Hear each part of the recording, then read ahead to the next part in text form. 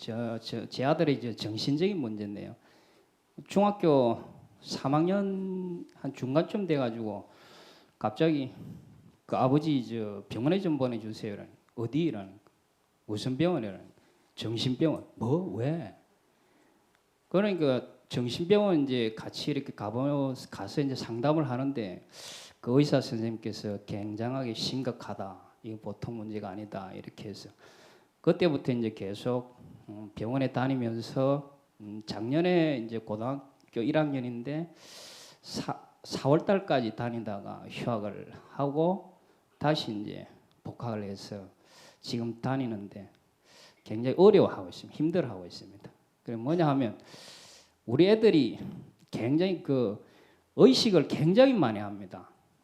그래서 이 길을 갈 때도 모든 사람들이 자기를 째려본다. 그리고 이런 사람들이 있는 이런 식당이나 이런 데 같이 밥을 먹으러 가서도 사람들이 치다 보니까 막 불안하고 어떻게 앉아 있을 줄도 모르고 그래서 길가 다닐 때도 항상 고개를 숙이고 댕기고 버스 같은 걸 타도 이렇게 서 있으면 그 타 있는 모든 사람들이 자기를 바라보는 것 같아가지고 애가 꼼짝을 못해. 내릴 때도 내리지를 잘 못할 정도로 그래서 이제 학교 가면 학교 그 교들 관계도 안 되고 이래가 굉장히 힘들어해서 그리 지금 이제 복학해갖고 다니는데도 굉장히 힘들어합니다. 그래서 이 이제 제 아들이 와서 직접 이렇게 스님한테 물어보면 더 정확하게 설명을 할 수 있을 것 같은데 제가 이 사람들 많은 데는 못 오니까 그래서 제가 대신 말씀을 올립니다. 어떻게 하면 좋을지 이 그 병원에 이렇게 댕기도 차도가 없습니다. 어떻게 하면 좋겠습니까? 결혼해서 부인의 애 좀 먹였어요? 많이 싸웠습니다. 부인이 뭐 때문에 남편 때문에 힘들어했어요? 제가 굉장히 힘들어했는데요. 그 다름이 아니고 그 먹는 음식이 이제 입에 굉장히 안 맞았습니다. 그래가지고 밥 먹을 때마다 굉장히 제가 힘이 들었습니다. 그래 그걸로 한 15년 가까이를 힘들었어요. 그러면 밥 먹을 때 힘든다고 있고 땀 흘고 힘드는 거 참고 먹었어요? 밥에 문제가 있다고 문제 제기했어요? 참고 먹기도 하고 문제 제기도 하고. 그러면 해주는 밥 먹기 힘들어서 먹는 사람이 힘들겠어요? 해놨더니 투정하는 거 듣는 게 힘들겠어요? 지금 생각하면 그 해주는 사람이 더 힘들겠다 이런 생각이 그때는 제가 더 힘든 것처럼 그래 느꼈습니다. 오케이, 좋아요. 그때는 뭐 내가 더 힘든 것 같은데 지금은 이제 조금 세월도 지나고 또 마음 공부도 좀 하고 이래 보면 해주는 거 먹는 거 마음에 안 든다고 불평하는 것도 힘들지만 해주는 그 불평하는 소리 들으면 신경질 날 거 아니에요, 그죠? 예. 그래서 부인이 그 남편 때문에 많이 불편하고 짜증나고 이런 것이 아이가 이런 신경이 약해진 하나의 근본 원인이다 이렇게 말할 수 있어요. 그러니까 거사님이 우선 부인한테 참회 기도를 좀 해야 돼요.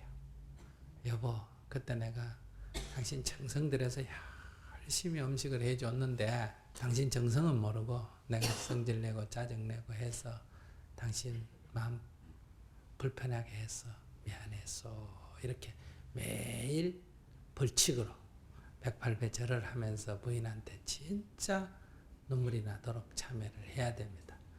안 그러면 본인이 한번 해보세요. 본인이 음식 딱 2시간 시장밥 마련해가 줬는데 부인이 간만 딱 보더니 숟가락집 던지고 짜증내고 성질내고 그러면 그 사님 같으면 아마 3번, 4번만 하면 막 에이 이거 먹지 마라 하고 막 밥상 엎어버릴지 몰라요. 근데 그걸 15년이나 그랬다니까 마누라 갔으면 얼마나 멍이 맺혔겠어요. 그러니까 그거를 입장을 바꿔놓고 생각하면서 내가 눈에 눈물이 나도록 참회 기도를 쭉 해야 됩니다. 그렇게 내가 기도를 하면 첫째 내 마음이 풀립니다. 알았습니까?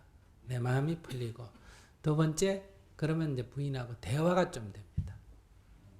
대화가 되고 이제 부인이 대화가 되면 부인도 옛날 일에 대해서 자기 반성이 좀 일어날 거예요.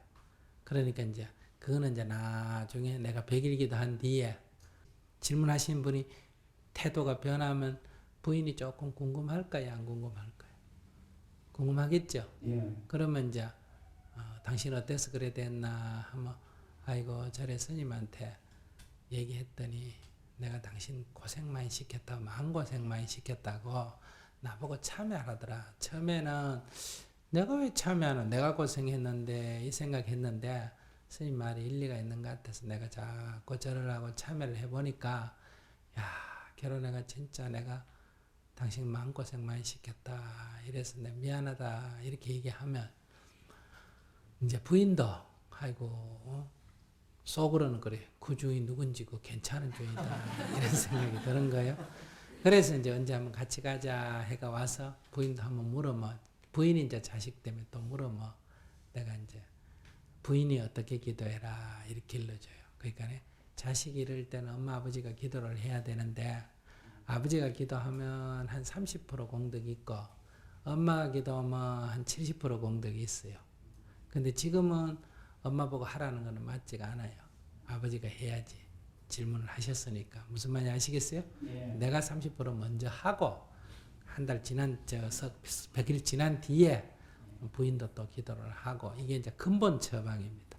그러면 아이한테 조금씩 좋은 증상이 일어날 거예요. 그런데 이제 응급 치료는 뭐냐? 우선 아이를 병원에 데려가서 병원에서 의사의 처방에 따라 당분간 치료를 해야 돼. 지금 말씀하신 그 정도 증상이라면 조금 심한 증상이거든요. 그러니까 그 정도면 오히려 휴학을 하고 그냥 집에서 편안하게 쉬는 게 좋아요.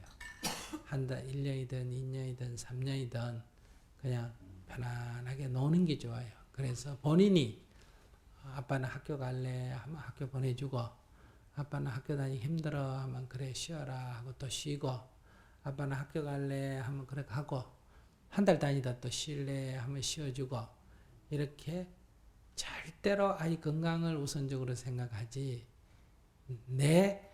이제 막 2개월만 더 다니면 졸업인데 막 다니지 이런 얘기하면 절대로 안 돼요. 2개월 아이를 하루라도 안 가겠다면 관둬야 돼요. 내 생각대로 하면 안 된다. 근데 내가 들으면서 한 가지 희망은 병원에 아빠가 데려가려니까 애가 죽어도 안 가겠다고 해야 이게 심각한데 아이가 먼저 나 좀 병원에 데려다 주세요. 내가 아무래도 좀 힘듭니다. 라고 했기 때문에 이 아이가 술 먹은 가운데서도 내가 술 취했나 하는 생각을 하면 좀 덜 취했죠. 그죠? 야, 이게 내가 좀 이상하다. 이런 생각을 할 수 있는 애가 능력이 있어요. 그거는 정신병 걸린 사람 중에 10명에 1명 꼴도 안 됩니다. 거의 다 안 갈라 그러지. 자기가 자발적으로 가봐야 되겠다. 이렇게 생각하는 건 굉장히 어려워요. 그런 생각을 낸 걸 들어보면 이거는 치료가 그래도 비교적 가능하다. 이렇게 생각을 해요. 그래서 우선 의사의 처방에 따라 치료를 하고 두 번째는 환경을 심리적 압박을 안 받도록 좀 환경을 본인이 원하는 대로 만들어주고 그 다음에 세 번째는 엄마 아빠가 그렇게 기도를 해야 돼요. 아빠는 아내 마음 아프게 한 거에 대해서 깊이 참여하고 또 나중에 아내도 또 남편 마음 아픈 거 또 참여를 해야 돼요. 그렇게 하면 이제 그러면서 아이고 우리가 그런 마음을 갖고 부부간에 싸웠더니 그런 속에 아이의 정신이 어릴 때 다쳐가지고 약해졌구나.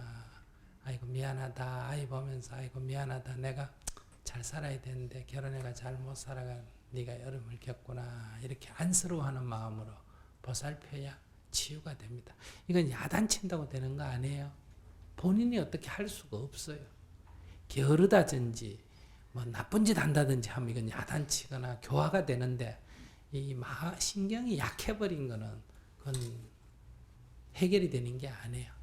그러니까 우선 보살펴야 되고 시간이 많이 걸려요.